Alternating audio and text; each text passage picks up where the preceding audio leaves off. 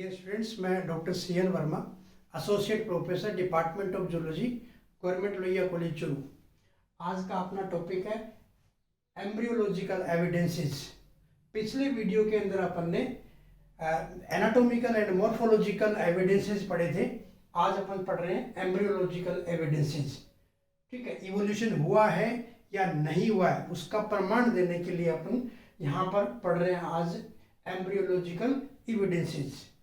Embryological evidences में क्या है कि अपन ने कुछ सब हेडिंग में उसको डिवाइड किया है। सबसे पहले लेते हैं अपन similarities in the early development of triploblastic animals.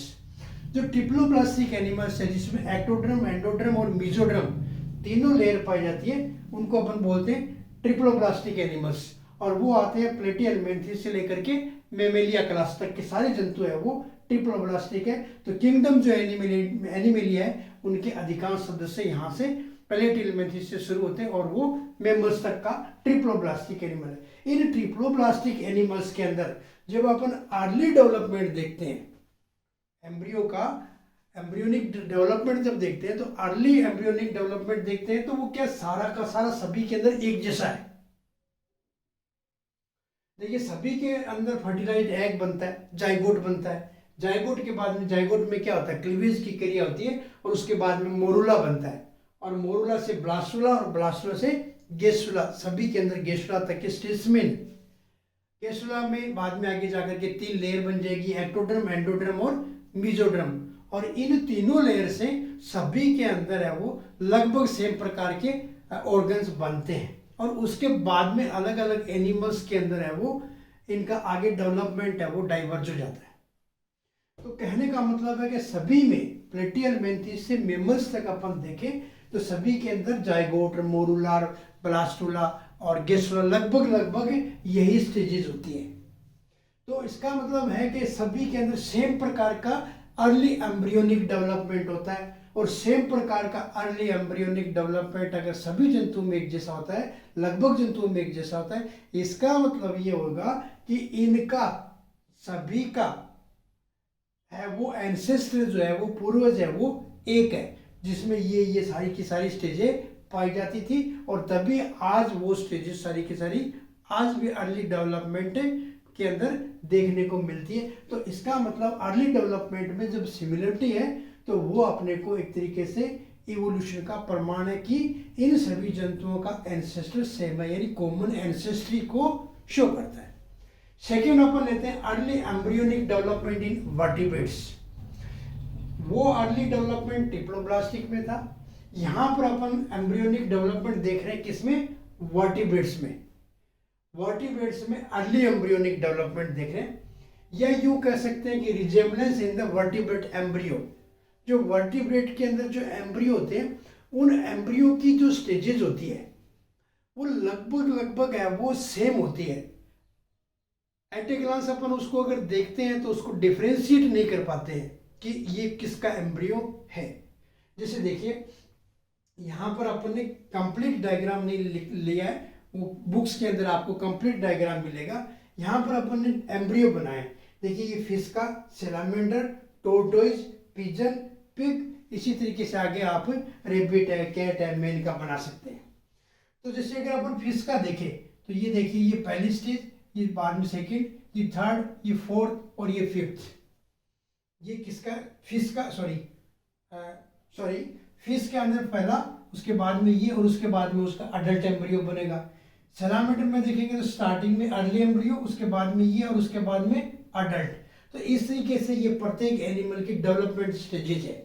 किसकी, ये फिश की है, उसके बाद में ये सैलामेंडर की है। थर्ड स्टेज का डायग्राम अपन ने बनाया नहीं है, आगे आप बना सकते हैं। उसके बाद में टोर्टोइज, पिजन, पिग्स और भी एनिमल्स के आप बना सकते हैं। अब ये देखिए आप, फिश का अर्ली एम्ब्रियो, सैलामेंडर का ये, टोर्टोइज में ये दिखाई दे रहा है, पिजन के अंदर ये दिखाई दे रहा है, पिग के अंदर ये दिखाई दे रहा है। क्या अपन इनमें डिफरेंशिएशन कर सकते हैं? सभी के सभी एम्ब्रियो को अपन देखें इनमें तो क्या होगा, एक हेड मिलेगा और हेड के साथ में रूडिमेंट्स आई और ईयर और आई के अवशेष मिलेंगे, जिससे आगे जाकर के ईयर और आई बनेगी। सभी के अंदर नोटोकॉड मिलेगा, सभी के अंदर एक एम्ब्रियोनिक टेल पाई जाएगी, सभी के अंदर लिम्ब बर्ड्स मिलेगी जो कि आगे जाकर के लिम्ब का निर्माण करती है। तो कहने का मतलब है कि सभी के अंदर सेम टाइप ऑफ ऑर्गन है, हैंड है, रुडिमेंट ऑफ आई है, ईयर है, नोटोकॉड है, ठीक है, गिल स्लिट्स है, टेल है, लिम्ब बर्ड्स है, सभी के अंदर ये संरचनाएं पाई जाती है। और ये देखने के अंदर सारे के सारे क्या है, एक जैसे लगते हैं, क्योंकि ये फिश का है और ये आपको पिजन का दिखाई देता है, अर्ली एम्ब्रियो। तो क्या आप इनमें डिफरेंशिएशन कर सकते हैं? नहीं कर सकते, लगभग एक जैसे होते हैं। इसमें वर्टिब्रेट के एम्ब्रियो की अर्ली स्टेजेज है वो लगभग एक जैसी होती है। इसका मतलब ये क्या है, ये कॉमन एंसेस्ट्री को शो करती है। यही क्या करती है, कॉमन एंसेस्ट्री को शो करती है कि इन सभी का पूर्वज है वो एक जैसा था, तभी इनके अंदर है वो एक जैसी संरचना पाई जाती है अर्ली एम्ब्रियो के अंदर। तो ये था resemblance in vertebrate embryo. Third लेते हैं अपन डेवलपमेंट ऑफ वर्टिब्रेट ऑर्गन। अब वर्टिब्रेट का कोई भी ऑर्गन आप उठा के देखोगे तो वो जब उसका डेवलपमेंट होता है तो उसका एक बेसिक प्लान लगभग सबका सेम होता है। जैसे किडनी ले लीजिए आप, हार्ट ले लीजिए, ब्रेन ले लीजिए, गोनेड्स ले लीजिए, गोनोडक्ट ले लीजिए, आर्टिक आर्चेज ले लीजिए, सभी के अंदर एक बेसिक प्लान होता है और उस बेसिक प्लान के बाद में वो आगे जाकर के अलग अलग है वो चेंज हो जाते हैं। जैसे मान लीजिए आप हार्ट है, ठीक है, तो यहाँ पर देखिए 2 चेम्बर हार्ट फिश के अंदर है, 3 चेम्बर हार्ट है एम्फीबिया के अंदर है, और 4 चेम्बर हार्ट है वो बर्ड्स और मेमल्स के अंदर मिलता है। तो इसका मतलब ये है कि फिश से किसका डेवलपमेंट हुआ, एम्फीबिया का, और एम्फीबिया से बाद में आगे जाकर के बर्ड्स और मेमल्स का डेवलपमेंट हुआ। तो यहाँ पर हार्ट की जो संरचना लगभग सेम है, केवल उनके कंपार्टमेंट जो चेम्बर है उनमें ऑलिंद और नीले की संख्या में ही अंतर है।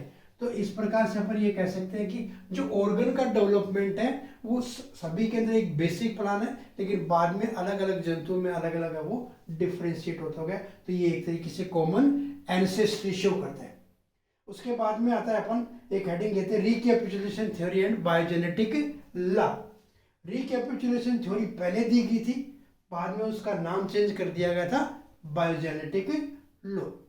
रिकैपिचुलेशन थ्योरी है वॉन बियर ने 1928 में दी थी। रिकैपिचुलेशन थ्योरी ये कहती है कि जब कोई भी ऑर्गेनिज्म बनता है तो सबसे पहले उसके अंदर जनरल संरचना बनती है, जनरल स्ट्रक्चर्स बनती है, जैसे नोटोकॉड है, गिल्स है, गिल स्लिट्स है, ठीक है, टेल है, इस प्रकार की जनरल संरचना बनती है। और उसके बाद में सेकेंडरी कैरेक्टर या स्पेशलाइज्ड कैरेक्टर बनते हैं। जैसे एवीज में देखें तो फिदर डेवलपमेंट हो जाएंगे, मेमल्स में देखें तो हेयर्स का निर्माण हो जाएगा। तो ये था रिकैपिचुलेशन थ्योरी। और उसके बाद में इसी को हैकल ने क्या किया, 1968 में बायोजेनेटिक लॉ में कन्वर्ट कर दिया। ये बायोजेनेटिक लॉ क्या करता है, ontogeny recapitulate phylogeny, ontogeny recapitulate phylogeny. Recapitulate का मतलब होता है रिपीट करना, ऑन्टोजेनी है वो फाइलोजेनी को रिपीट करती है। तो यहाँ पर 2 शब्द नए आ गए अपने पास में, ऑन्टोजेनी और फाइलोजेनी। ऑन्टोजेनी क्या है, एम्ब्रियो का डेवलपमेंट क्या कहलाता है, ऑन्टोजेनी। आज अपन अगर लेबोरेटरी के अंदर या एक्चुअल किसी एनिमल की डेवलपमेंट को अगर देखें, जाइगोट के बाद में जो जो स्टेजेस बनती है, मोरुला, ब्लास्टुला, गेस्टुला, ये जो आज अपन जो स्टडी करते हैं एम्ब्रियो की, वो क्या कहलाती है, ऑन्टोजेनी, ठीक है। फिर आता है फाइलोजेनी। फाइलोजेनी क्या होता है, इवोल्यूशनरी हिस्ट्री है कि पहले फिश बनी, उसके बाद में एम्फीबिया बना, उसके बाद में रेप्टाइल्स बना, और फिर रेप्टाइल्स से अलग बर्ड्स बने और अलग है वो मेमल्स बने। तो ये क्या हो गया, एक तरीके से फाइलोजेनी है। ऑन्टोजेनी और फाइलोजेनी का मतलब ये हुआ, ऑन्टोजेनी रिपीट या रिकैपिचुलेट फाइलोजेनी। अब देखिए ये कह रहा है कि ऑन्टोजेनी है वो फाइलोजेनी को रिपीट करती है। आज अपन किसी भी जंतु का डेवलपमेंट स्टेज का जब अध्ययन करेंगे, यानी ऑन्टोजेनी का जब अध्ययन करेंगे, तो उसमें जो अलग अलग स्टेजेज आती हैं डेवलपमेंट के दौरान, उनमें कुछ स्टेज आपको ऐसी मिलेगी जो उसके पूर्वज में पाई जाती थी, जो उसके जैसा उसका पूर्वज था, जैसा इसका उसका एंसेस्टर था। तो इसका मतलब ये क्या कर रहा है, आज जब ओंटोजेनेटिक डेवलपमेंट हो रहा है उसमें अपनी फाइलोजेनी को ये क्या करता है, रिपीट करता है। देखिए यहाँ पर देखिए आप, ये यहाँ पर अपन ने ये भी दिखा भी रखा है, इसमें क्या है, इसमें भी अपन ने ये कहा था कि ये कॉमन एंसेस्ट्री को शो करता है, ठीक है। तो यहाँ पर जब अपन डेवलपमेंटल के स्टेजेस देखेंगे, जैसे मान लीजिए ये फिश का है, उसके बाद में ये सेकेंड स्टेज है, ये थर्ड स्टेज है, ऐसी स्टेज, क्योंकि ह्यूमन बीइंग का भी कभी एंसेस्टर कौन रहा है, फिश भी रहा है। तो फिशेज के अंदर जो स्टेजेस मिलती है, या फिश जो है अडल्ट फिश मान लीजिए आप, अडल्ट फिश की जैसी संरचना आज ह्यूमन बीइंग का जब अपन डेवलपमेंट पढ़ेंगे, ओंटोजेनी उसके पढ़ेंगे, तो उसमें फिश जैसी संरचना आपको नजर आ रहेगी। इसी को अपन क्या कहते हैं, ओंटोजेनी रिपीट फाइलोजेनी। इसी तरीके से देखिए एसिडियन टेडपोल लार्वा फ्रॉग का, उस एसिडियन टेडपोल लार्वा के अंदर अलग अलग स्टेजेस बनती है, लिम्ब बर्ड स्टेज बनती है, फिन रेज स्टेज बनती है, ये अलग अलग स्टेज बनती है। उसके अंदर क्या पाया जाता है, गिल है, गिल स्लिट्स है, ठीक है, फिन स्टेज है, और उसके बाद में lateral line sense organ system पाया जाता है उनके अंदर। और यही सारी की सारी संरचना किस में होती है, फिश में। इसका मतलब अपन ये कह सकते हैं कि फ्रॉग का डेवलपमेंट या एम्फीबिया का डेवलपमेंट है वो फ्रॉग से हुआ है। तो ये था रिकैपिचुलेशन थ्योरी और बायोजेनेटिक लॉ। उसके बाद में देखिए आप common larva of invertebrates and vertebrates. देखिए ट्रोकोफोर लार्वा है वो एनिलिडा में भी पाया जाता है और मोलस्का में भी पाया जाता है, ठीक है। कॉमन लार्वा, अपना हेडिंग क्या है, कॉमन लार्वा। तो ट्रोकोफोर लार्वा किस में मिलता है, एनिलिडा का भी है और मोलस्का का भी है, नेरीज का भी है और मोलस्का का भी है। इसका मतलब इसके अंदर है वो दोनों के कैरेक्टर पाए जाते हैं, एनिलिडा के भी मिलेंगे और मोलस्का का भी मिलेगा। इसका मतलब इन दोनों का एंसेस्टर किसका, एनिलिडा और मोलस्का किसी एक एंसेस्टर से बने, किसी एक पूर्वज से बने, यानी इनका पिता है वो एक ही था। तो ये एंसेस्ट्री, कॉमन एंसेस्ट्री शो करता है। तो इस तरीके से ये एम्ब्रियोलॉजिकल एविडेंस है।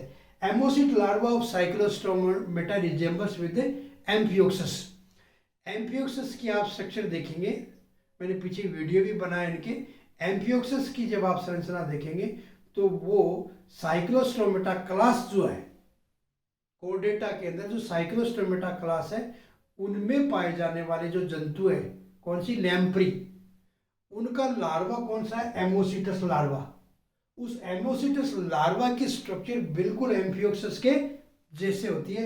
इसका मतलब एम्फियोक्सस से क्या बना है, साइक्लोस्टोमेटा क्लास। इसके बाद में लास्ट लेते हैं अपन टेम्परेरी एम्ब्रियोनिक स्ट्रक्चर।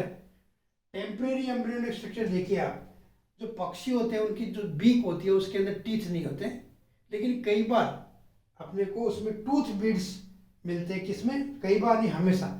अपन अगर बर्ड्स का एम्ब्रियो अगर देखें, किसी भी बर्ड्स का अगर आप एम्ब्रियो देखोगे तो एम्ब्रियो के अंदर उसकी जैसी बीक बननी स्टार्ट होती है वहां पर टूथ बर्ड बनती है। देखिए इस तरीके से ये अपन ने दिखा रखा है यहाँ पे, ये बीक है और इस बीक के अंदर वहां पर क्या पाए जाते हैं, टूथ बर्ड्स। टूथ बर्ड्स आगे जाकर के टूथ नहीं बनते, लेकिन टूथ बर्ड्स इनमें पाई जाती है। किसमें, बर्ड के एम्ब्रियो के अंदर। इसका मतलब ये क्या शो करता है कि इनका, बर्ड्स का निर्माण कैसे हुआ, किससे हुआ है, टूथ, जिनमें टीथ पाए जाते हैं उन एनिमल्स से हुआ है। Here in whale embryo, Mammalia का कैरेक्टर हेयर का पाया जाना। व्हेल भी मेमेलिया के अंदर मिलती है लेकिन वहां पर हेयर नहीं मिलते।